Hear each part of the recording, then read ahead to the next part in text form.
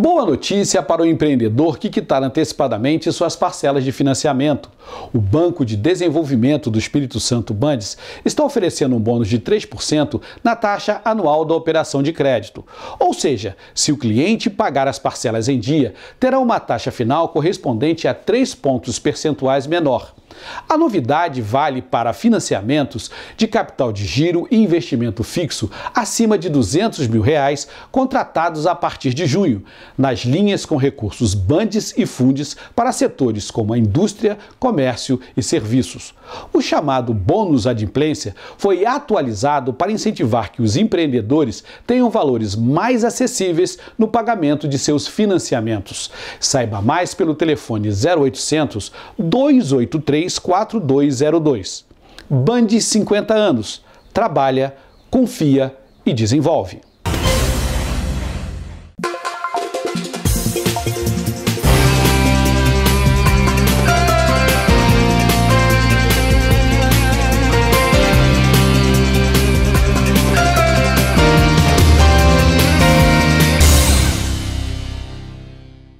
Olá, obrigado por assistir Mercados e Negócios, nosso papo semanal sobre economia.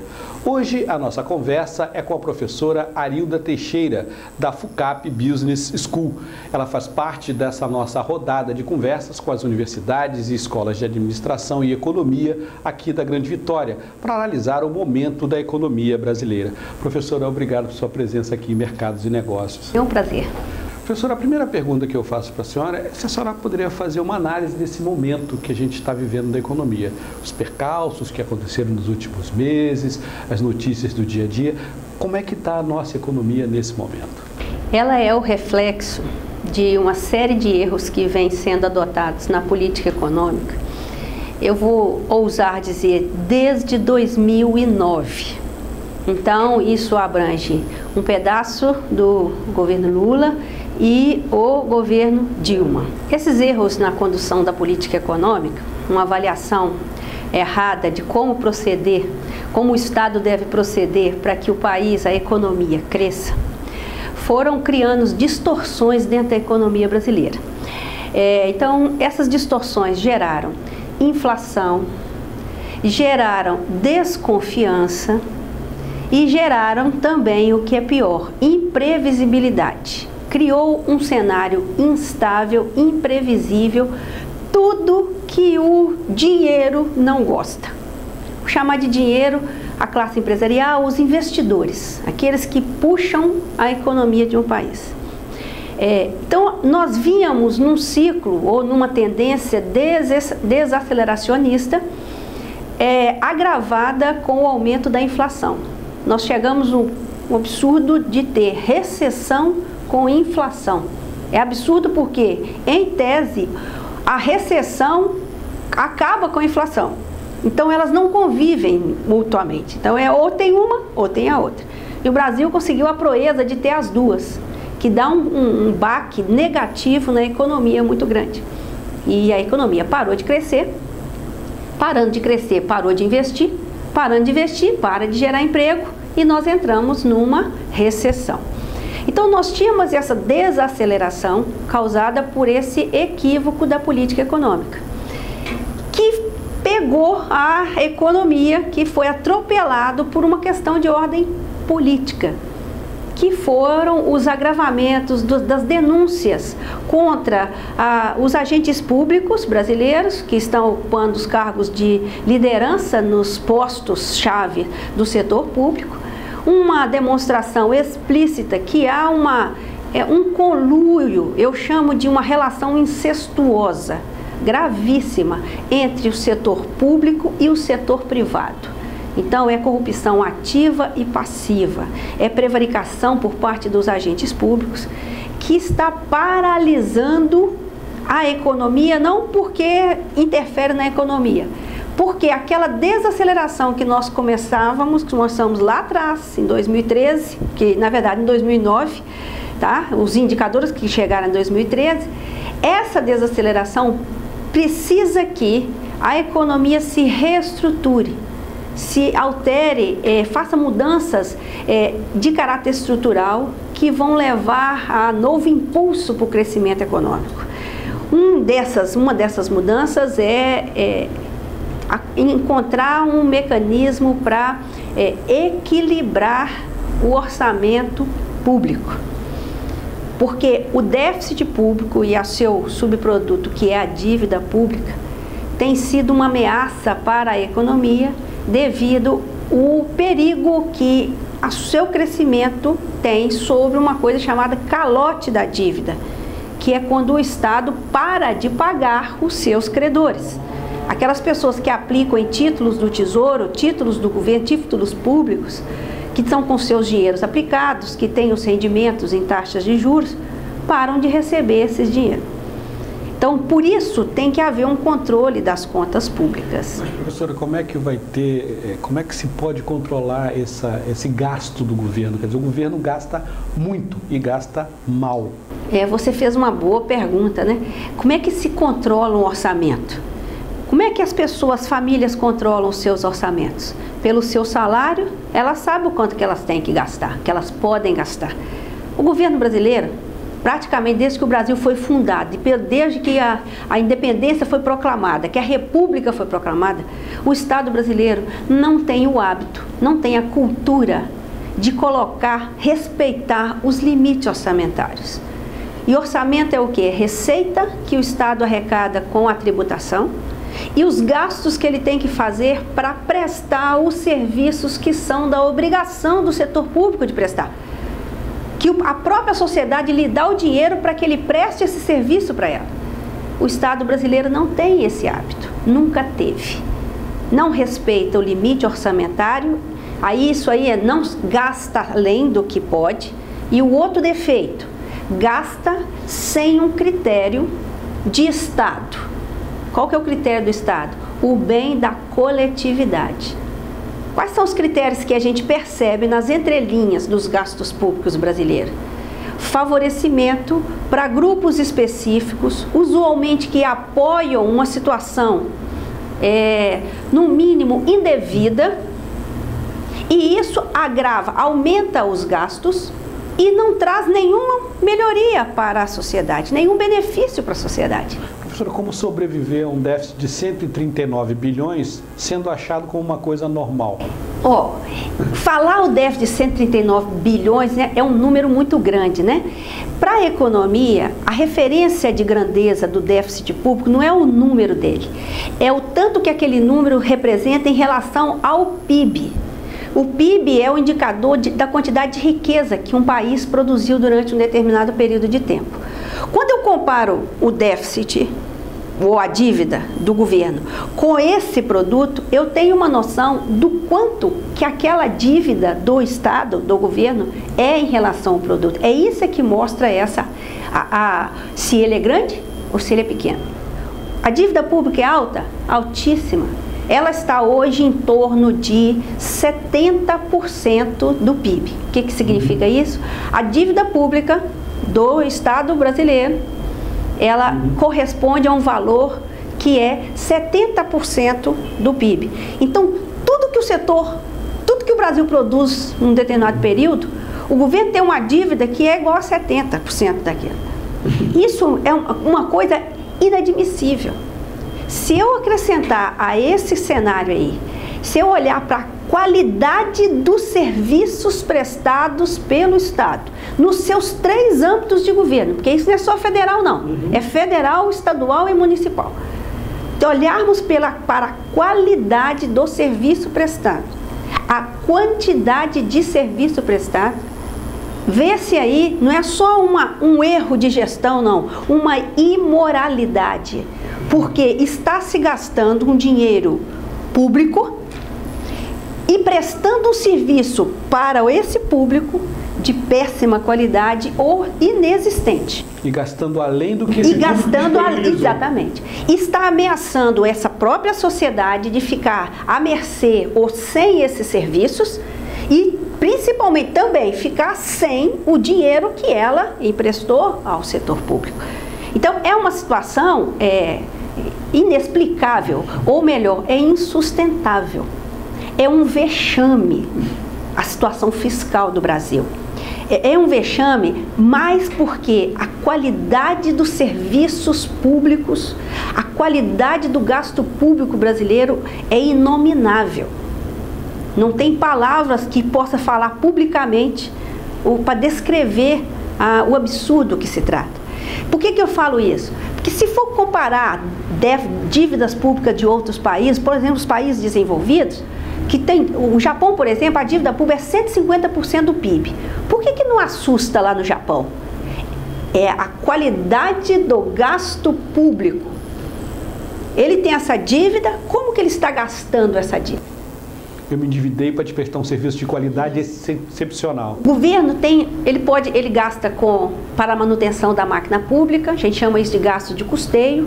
Ele faz gastos de transferências, né, de renda, que é aquele dinheiro que ele dá à sociedade para corrigir algum problema de mercado, corrigir alguma desigualdade e tudo mais, e tem os gastos de investimentos.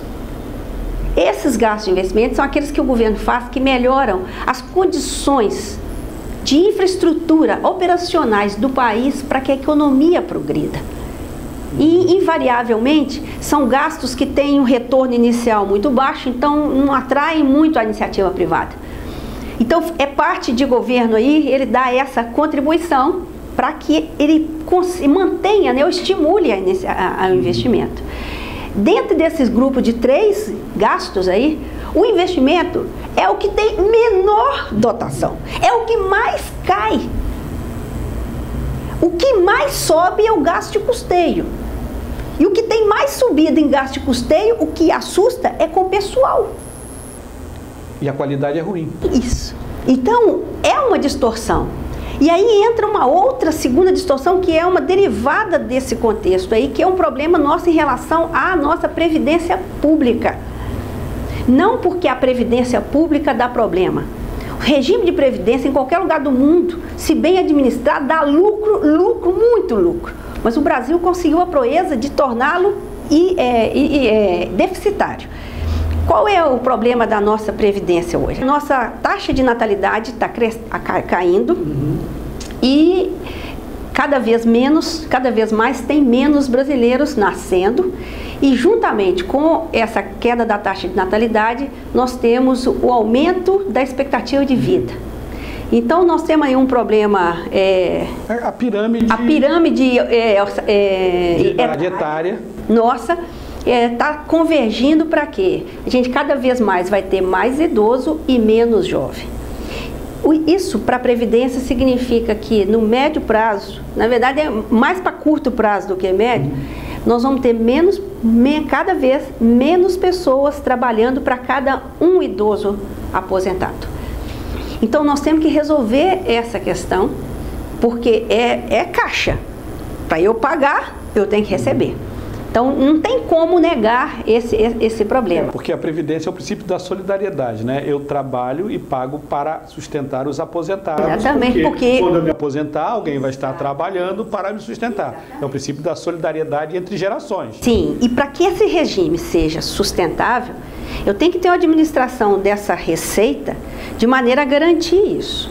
O que se fez no Brasil ao longo desses anos? A Previdência vem sendo saqueada, literalmente, há vários anos.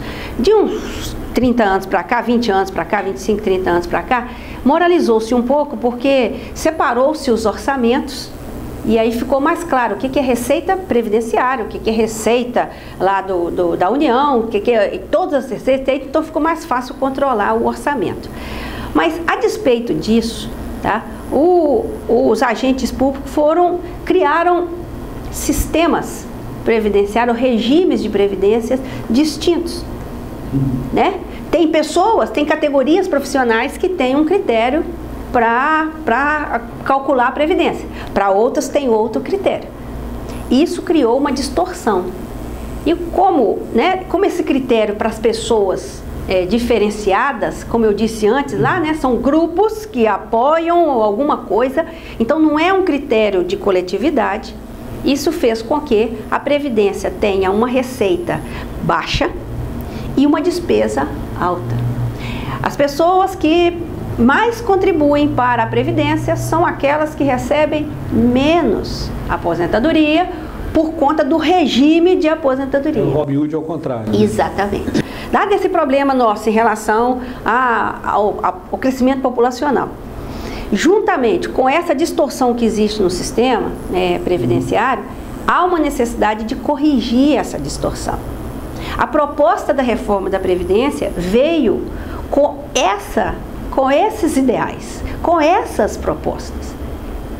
Corrigir acabar com esses regimes especiais, porque você acabaria com as distorções, acabaria com os privilégios que acabam promovendo, sustentando essa desigualdade vexatória que nós temos na economia brasileira e encaminharia, ao equilíbrio do orçamento da Previdência.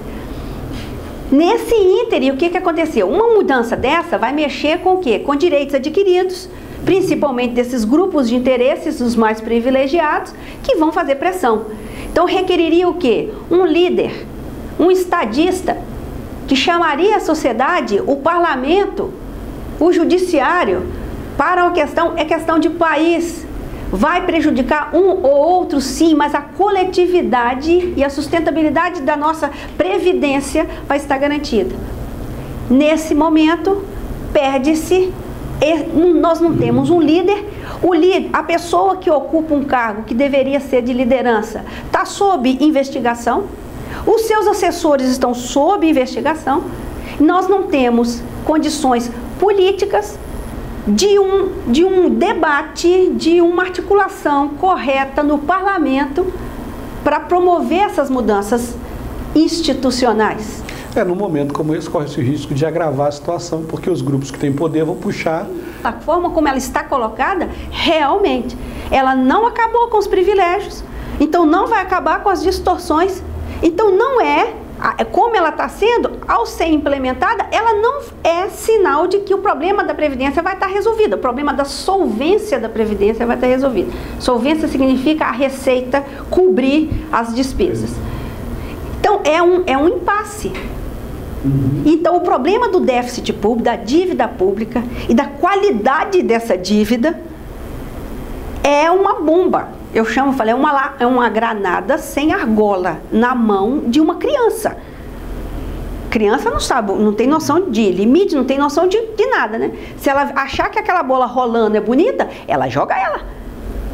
Então, esse é o perigo do cenário. Essa é a ameaça que tem sobre a economia.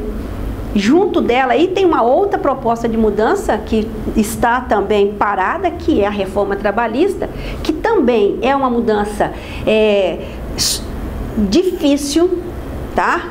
Complexa. Na verdade, é uma mudança complexa, de solução difícil, porque ela tem que ser tomada com muito cuidado para que não se beneficie A ou B. O que é A?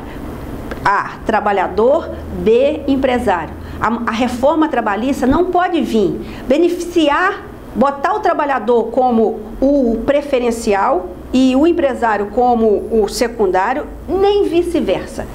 Ela tem que ser uma estrutura jurídica justa, que permita o que ela se propõe. O que ela está propondo? Melhorar a legislação para que a articulação entre geração de empregos e produção se dê de uma forma mais célere, mais rápida, menos custosa, para que isso aí possa ajudar a trazer economia para o crescimento. Professora, diante do que a gente conversou aqui até agora, com essa fragilidade política, esse monte de reformas sendo colocadas sem as devidas discussões, sempre com um risco grande, a Graçola fez a imagem da granada, um governo frágil, com a economia sem rumo de Estado, apenas tapando o buraco aqui e ali. Que perspectivas a senhora vê para a gente no segundo semestre e para o primeiro semestre de 2018? Lembrando que 2018 é um ano eleitoral. Vou te responder a sua pergunta. Na minha leitura e nas minhas análises, lá porque eu acompanho os dados todos, para mim o ano de 2017 já acabou. Eu tenho ouvido alguns economistas de uma semana para cá muito otimistas, mostrando que a economia está descolada da política e que a gente vai voltar a crescer. A minha percepção é completamente o contrário. Eu acho que 2017 acabou, e por quê? Eu só vejo o crescimento puxado pelo investimento em capacidade para produzir. Porque quem puxa o crescimento é essa linha. Porque quando você cria capacidade para produzir, você cria demanda pelos os instrumentos para essa produção e demanda por emprego. E esse emprego gera renda, gera consumo e a roda roda. O investimento é a figura ou o elemento que vai indicar se a economia vai retomar a rota do crescimento ou se ela vai ficar parada. E a taxa de investimento está caindo ou parada. Então eu não vejo nenhum movimento nessa linha. Inclusive o investimento externo direto, que é o investimento, o capital que vem investir no setor produtivo doméstico, que ajuda muito a expandir a capacidade de produção do país.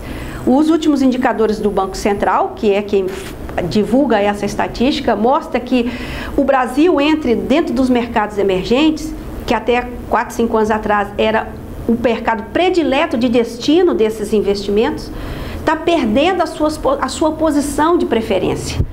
Então, um investidor externo, olha lá, Brasil, Chile, China, México, onde que ele vai? Antes ele preferia vir ao Brasil, ele está indo mais para os outros mercados em detrimento do Brasil. Isso por quê? Porque a situação, a previsibilidade da economia brasileira hoje é quase nenhuma, dado o cenário político que a gente tem. Então, a minha leitura é que 2017 está praticamente acabado, não tem esperança do que vai acontecer, e conforme o que acontecer nesse segundo semestre, nós teremos um ano de 2018. A única coisa que tem uma certa mais previsibilidade, que é um aspecto positivo, é a queda da inflação, tá? Parte por eficiência do Banco Central, uma atuação correta da autoridade monetária sobre a política monetária, que conseguiu controlar as expectativas de inflação, e isso possibilitou ela reduzir, e parte da queda da inflação é por conta da recessão. Porque houve uma queda de consumo, e se não tem consumo, como é que o vendedor vai aumentar preço? Não vai aumentar, certo? Adicionalmente, nós não tivemos nenhuma pressão inflacionária mais grave, então isso permitiu que os preços se acalmassem. Então, é um aspecto favorável, tá? Em relação à política monetária, louvável, porque o que a dona Dilma fez com a política monetária, se tivesse pena para esse tipo de atitude, ela seria processada pelo isso, porque ela fez uma ingerência direta dentro do Banco Central, obrigou uma adoção de uma política monetária errada, que só fez aumentar a inflação. E em defesa do povo que ela alegou para ajudar o povo, esse povo que ela alegou que estava ajudando, está pagando a conta, ou pagou a conta durante 2014 em diante com o aumento da inflação, com o empobrecimento que a inflação fez no salário dele. E os que não perderam o emprego, né? E além de perder o emprego, você teve essa perda de inflação. Então, as estimativas que estão aí, que nós vamos crescer 0,5% em 2017. Eu acredito que há a possibilidade de a gente crescer até zero. Se o volume de investimento continuar caindo, pode ser até isso. 2018, não sei. Não dá para saber, devido às indefinições. Professora, eu queria agradecer a sua presença aqui em Mercados e Negócios, convidá-la para voltar outras vezes. Vai ser um prazer, só chamar. Ok, obrigado. Obrigado por assistir Mercados e Negócios. A gente volta na próxima semana com uma nova entrevista. Mercados e Negócios, traduzindo o economês para o português.